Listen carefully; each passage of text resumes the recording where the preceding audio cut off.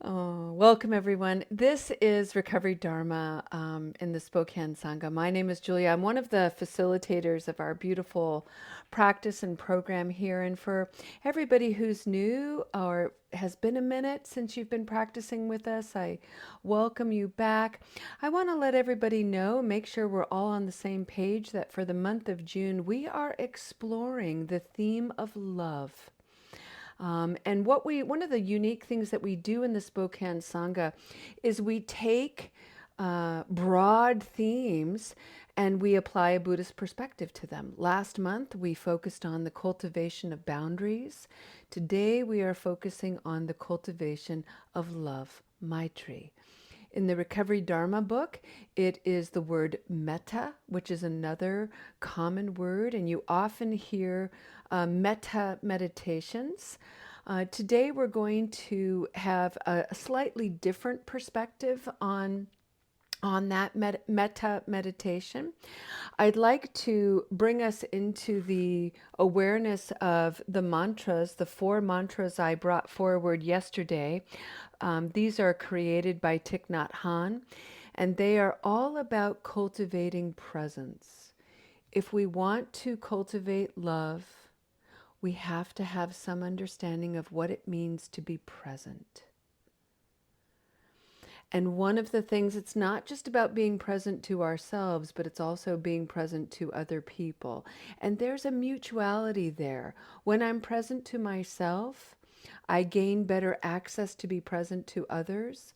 When I'm present to others, I gain access to becoming better present to myself.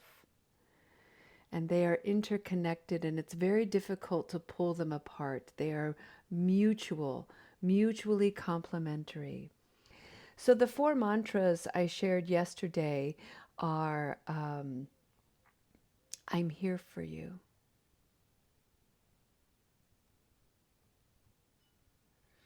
And that you can be in the first person. I'm here for me. Whatever you need, whenever something's arising, take a moment to come back to awareness, come back to presence, and offer yourself, I am here for me, or I am here for you. The second mantra is, I see you here and I am happy. I see me here and I am happy.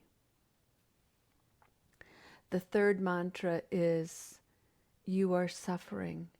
That's why I'm here for you and with you. Or it can be, I'm suffering. That's why I'm here for myself. The fourth mantra is a little bit more difficult, a little bit more challenging, and this requires some practice to cultivate this skill. And it is the admission, I am suffering. Please help.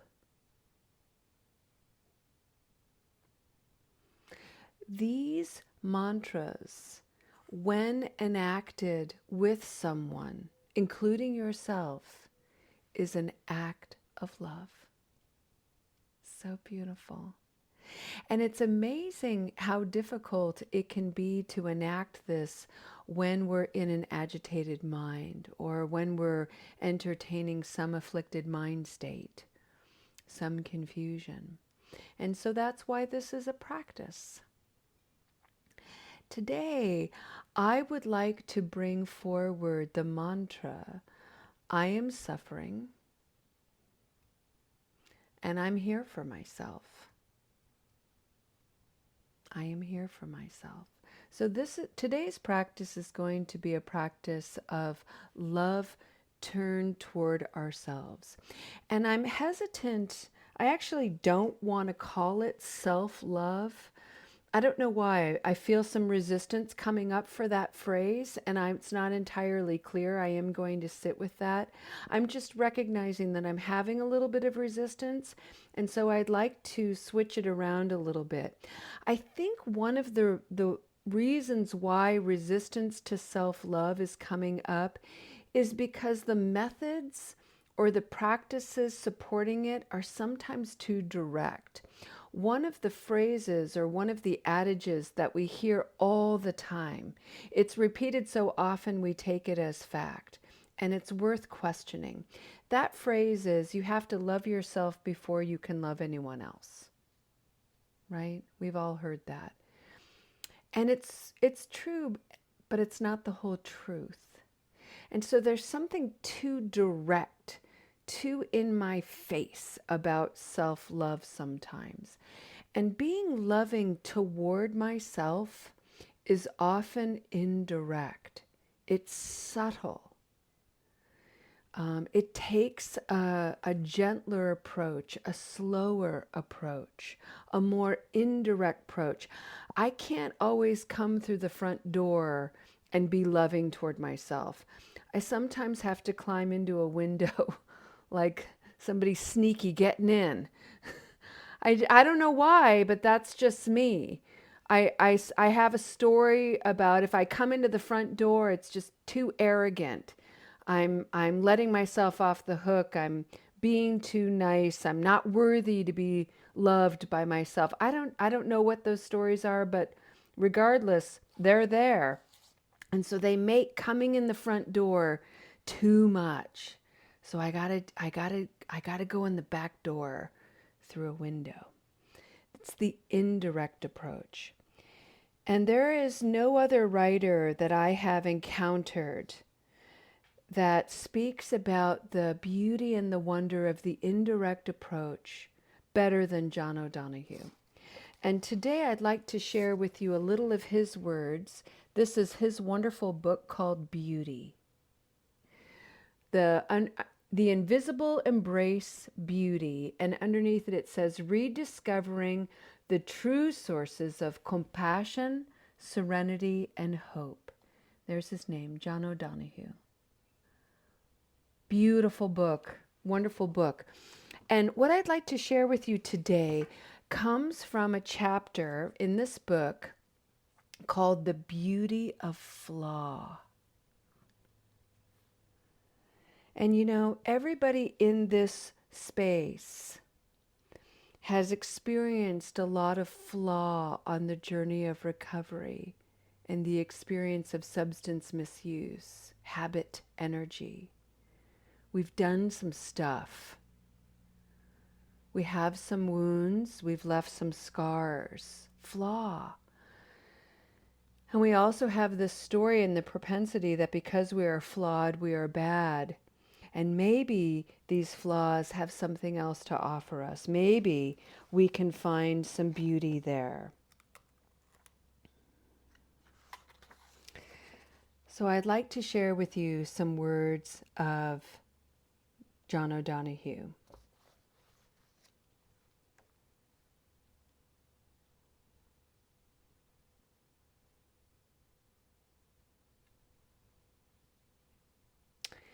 He says, daily life is blurred. We live between endless layers of darkening and occasionally brightening veils. But for the most part, we remain outside the walls of the thing itself. Clarity. We manage merely to live in the neighborhood of things. Their essence remains beyond our reach. And let's just apply that to the essence of what sobriety means to you. The essence of abstinence and what that means to you. The essence of substance use or habit energy in general. What does it mean to you? And please give yourself full permission to define it for yourself, regardless of anyone else's definition. You, as a whole individual, mysterious, wonderful, magnificent human being, you get to define the essence of recovery for yourself. John O'Donohue writes, the essence of a person is even more elusive.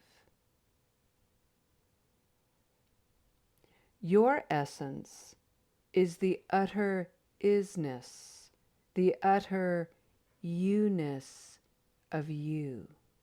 And my friends, having a history of habit energy makes you you.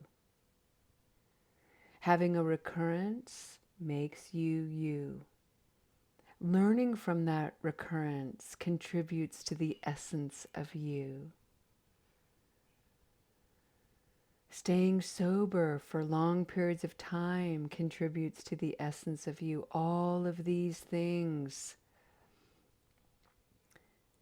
make you whole. And that's just in the realm of recovery. Never mind the essence of you that is a good friend, a good son or daughter,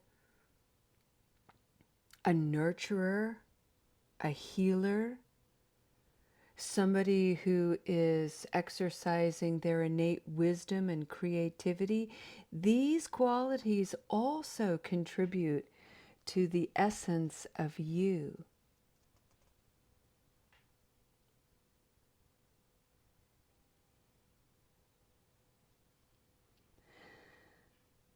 But because we are in the world of recovery, and we have to navigate a social narrative that is so stigmatizing, it's like being bludgeoned with a hammer, many of us have been reduced to very small representations of essence. And we begin to internalize that stigma, and we stay limited and confused. John O'Donohue writes, "It is heartrending to see people who have so little respect for themselves and are unaware of any light or beauty in their lives." You know, we have a sacred responsibility to encourage and illuminate all that is inherently good and special in each other.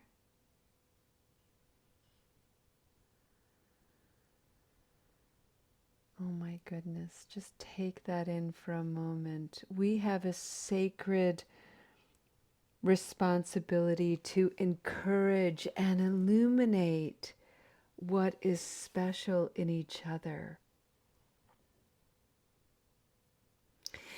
And there's a lot of people in this community, and we're still fairly new to one another, so it's hard to know what to illuminate. I think one of the best places to start is to notice people's smiles. It's such a fundamental and wonderful thing to identify that's so beautiful and contagious.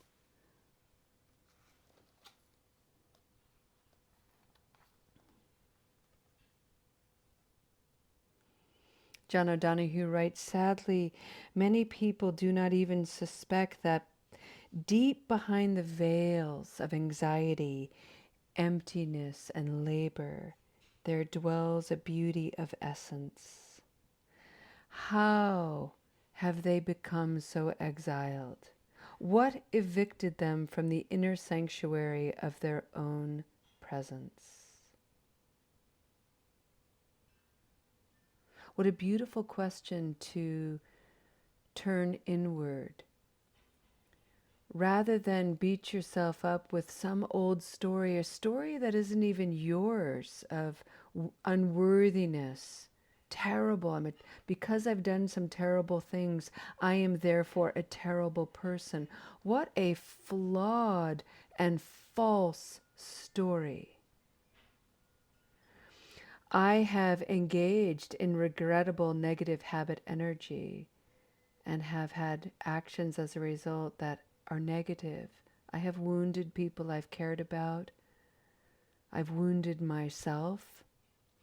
And I'm also now taking all of those experiences and amending the story and the quality of them so that I create fertile soil to grow and mature. That's how I'm flipping the narrative. And by doing that, I can come back to and return to the inner sanctuary, sort of like a secret garden in my own presence. And one of the things I've had to do is something that John O'Donohue speaks of. He says, how ironical it is when someone inflicts hurt on us and then departs, that we continue inflicting the same hurt on ourselves over and over. And how that statement comes alive in me isn't so much about somebody else inflicting hurt, but the hurt that I've inflicted out. And even though I've learned from it, even though I have ended that particular habit, that particular energy, I've made amends, I've done some repair work, there are still times where I'll pick that up, the history of that injury, the history of that hurt. I'll pick it up, turn it into a weapon, and beat myself down. I'll exile myself from my true presence. And for what?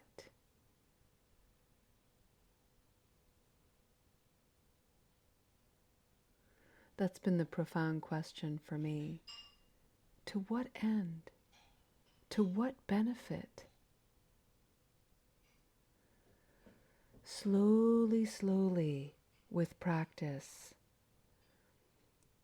I've been able to see the stories I've adopted, I've inherited, I've picked up and taken on as myself, and I've turned into weapons. Slowly, slowly, I am putting the weapons down. That is an act of love, self-love. Slowly, slowly, as I put down the weapons of warfare that do nothing but strip the inner landscapes of my heart and mind, I'm picking up different tools, gardening tools, and I'm creating environments within my own mind and heart that are flourishing with beauty and nurturance. I'm reminding myself that the essence of the whole of me includes all of the history of my regret, as well as the presence of my healing and transformation. Combined, they make the whole of me, and they inform the benefit that I bring into the world.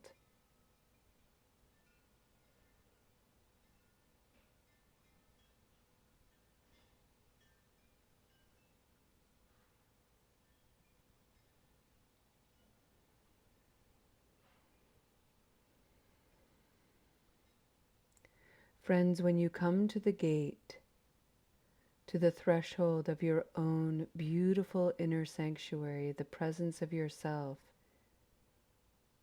there's no need to knock. You need no one's invitation to enter. Thich Nhat Hanh loved to remind people that when we come to the presence of ourselves, when we come to the gates of our own inner sanctuary, we're coming home. And when we come home to our true selves, we access to the infinite wellspring of love. And there, brightness will guide the way. Brightness will bring healing. Brightness will keep us on the journey. Take a moment to just enjoy the essence of you exactly as you are today. We have a friend here in community who Let us know they are experiencing habit energy, and let's breathe that reality in for this individual and shine our light of care. There are people in this community who have renunciated habit energy for quite a long period of time. And let's bring some light to them. And then there's everybody in between, where we are in a gentle light of loving kindness.